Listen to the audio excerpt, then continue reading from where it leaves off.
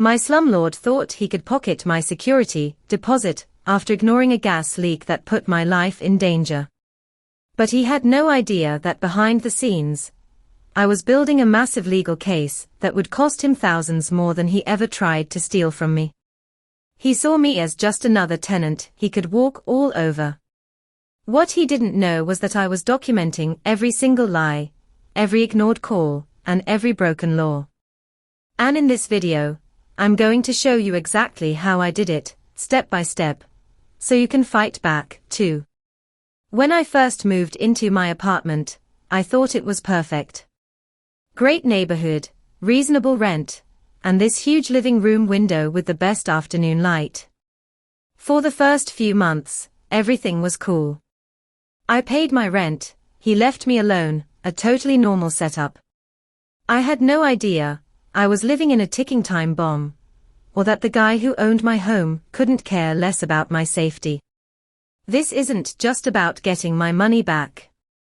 It's about taking my power back. The dream apartment became a nightmare on a random Tuesday night.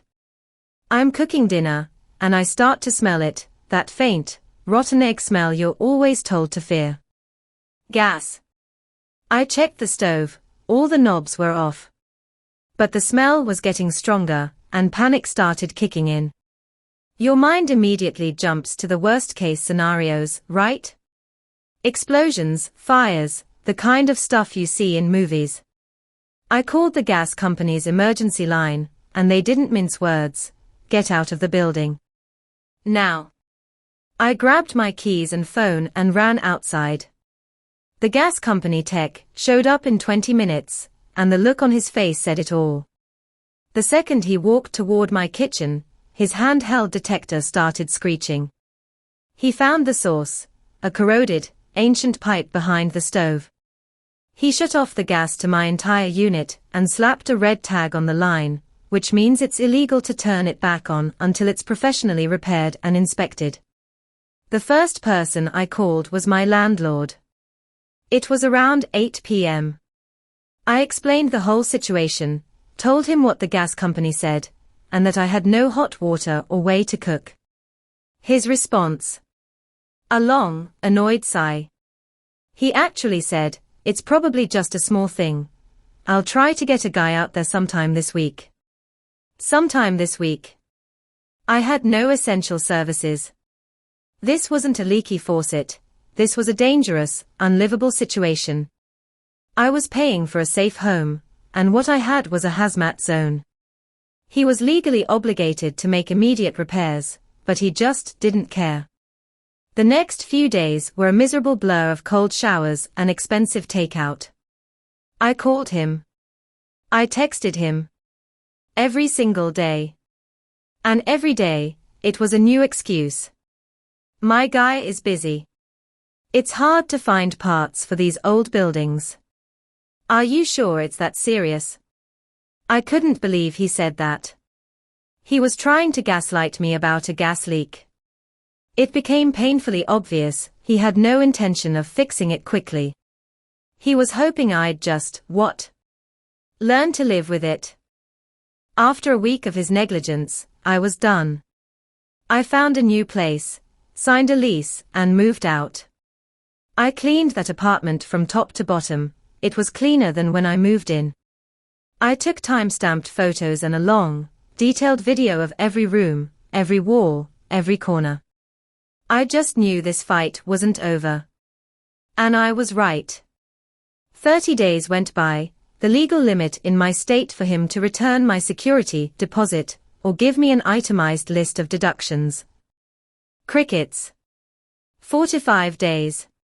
Total silence. I sent a polite email. No response. I sent another. Ignored. He wasn't just keeping my deposit, he was acting like I never even existed. That was the final betrayal. It wasn't about the money anymore. It was about the principle. He knowingly endangered my life, and now he was stealing from me. That's when I decided I wasn't just getting my money back. I was going to wreck him for it. He completely underestimated me. He figured I'd get tired and just give up. Big mistake. Instead, I got organized. My kitchen table became a war room, and I started building my case, piece by piece. This is the most important part of this video, so listen up. If you're dealing with a slumlord, this is your playbook. First, I documented everything. I created a master timeline of every single event. Every phone call I made to him was logged with the date, time, and a summary of what we said. His exact words, "I'll get a guy out there sometime this week." Wrote it down. His lame excuse about old building parts. Wrote that down, too. Next, I gathered my evidence. That red tag from the gas company. Exhibit A. I had a picture of it right on my gas meter. The gas company's official report. I requested a copy. Exhibit B. My phone records, showing the dozen calls he ignored. Printed them out. Exhibit C. Then, I focused on communication. I learned a critical lesson here: a phone call is just air. An email is better, but a certified letter is a legal silver bullet. Before I filed anything, I sent him a formal demand letter. I laid out the facts, nice and clear: the date the gas leak was reported, his failure to fix it, a breach of the warranty of habitability, and his failure to return my security deposit in the time required by law. I demanded my full deposit back, and I cited the specific state law he was breaking. I sent it via certified mail with return receipt. It costs a few extra bucks, but it's priceless. That little green slip that came back with his signature on it was my proof that he got my demand and was now choosing to ignore it. At the same time, I hit the books. I went to my state and city's government websites and looked up tenant rights. It's all there, usually in plain English. I learned that what he did wasn't just crummy service, it was illegal. Landlords have a legal duty to provide a habitable home, and that includes working gas and hot water. By not fixing the leak, he had constructively evicted me, basically, making the apartment so unlivable I was forced to leave. And the security deposit. Oh, the laws on that are beautiful. They are crystal clear. In many states, if a landlord illegally withholds your deposit, you can sue them for not just the deposit, but for double or even triple that amount in penalties. When I read that, a smile spread across my face. I knew I had him. This wasn't just about my $1,500 anymore. This was about making him pay 2 or 3 times that for breaking the law in bad faith. I put all of it into a single, organized binder. Photos, call logs, the gas company report, my lease, the certified mail receipt, and printouts of the state laws he broke. It was a mountain of proof. He thought he was dealing with some pushover kid. He had no idea I was building a legal missile and aiming it right at his wallet. Walking into the small claims courthouse is definitely intimidating. You see it on TV, but when you're there to file a lawsuit against someone, it feels heavy.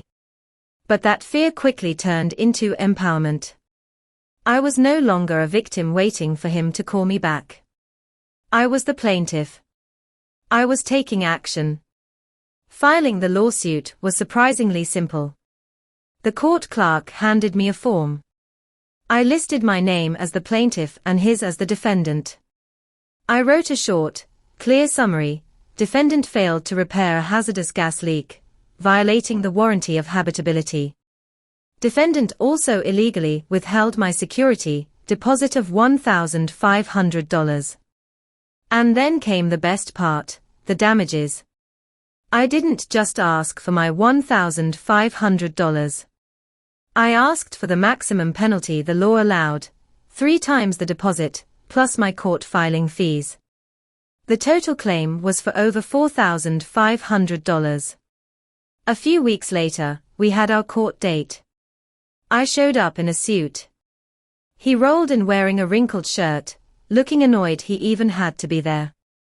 He didn't have a lawyer, you often can't in small claims court, and neither did I.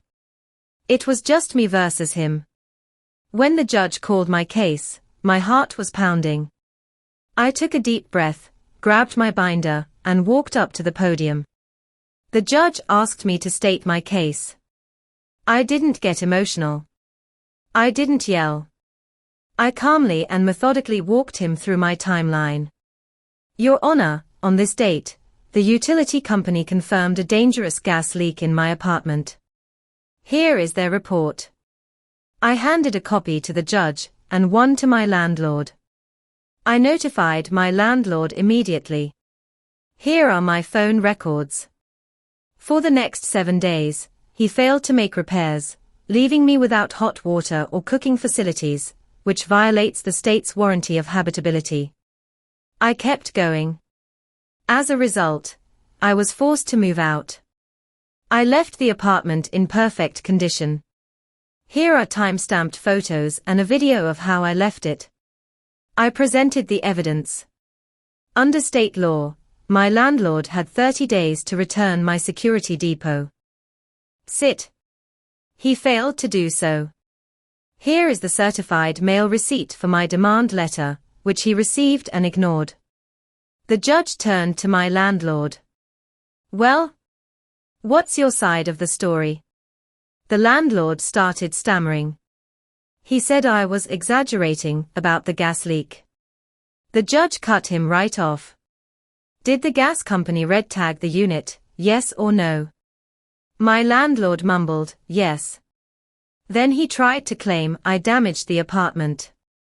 The judge looked at him, then down at my folder of glossy, high-res photos. What damage? I'm looking at pictures of a perfectly clean apartment. My landlord had nothing. No photos, no receipts, no proof. Just hot air. He honestly thought he could just show up and lie his way out of it. He was wrong. The judge looked back and forth between my meticulously organized binder and my landlord's empty hands. He didn't even need to think about it. It was right there, watching the judge flip through my evidence, that I knew I'd already won. The preparation was everything. If you're finding this story satisfying, or maybe you're building a case of your own, hit that subscribe button. I'm going to be sharing more stories and tips on how you can stand up for your rights. The judge's decision was fast and brutal. He looked at my landlord and said, "Sir, the law is not a suggestion." He awarded me the full security deposit back. And then, he awarded me double the deposit in punitive damages, because the landlord acted in bad faith. With court fees tacked on, my slumlord had to write me a check for just under $4,600. The look on his face was worth more than every last penny. He thought he could get away with stealing $1,500. Instead, his arrogance and his negligence cost him more than 3 times that. But honestly, the best part wasn't the money. It was the vindication. It was proving that when you're organized, when you're prepared, and when you know your rights, you are not powerless. So what's the lesson? Don't let them intimidate you. Landlords like this are counting on you being too tired, too scared, or too uninformed to do anything. Document everything. Put it in writing. Use certified mail. Take pictures and videos. Know your local laws. Build your case like it's your job. Because when you walk into that courtroom with a mountain of proof, you're not just a tenant anymore. You are a force to be reckoned with.